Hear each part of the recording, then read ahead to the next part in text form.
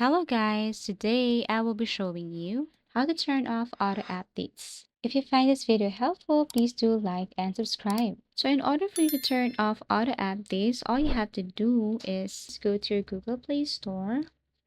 Here on your Google Play Store, you need to tap on your profile at the top right corner.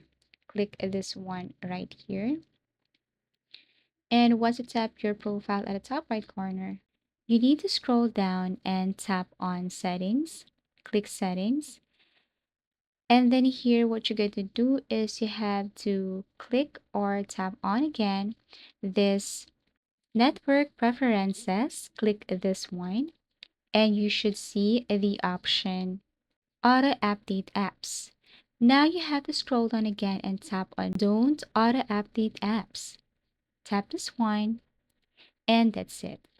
So if you go back, you will notice that there will be no auto updates in Play Store, specifically or especially for your application. Thank you so much for watching and see you again in our next video tutorials.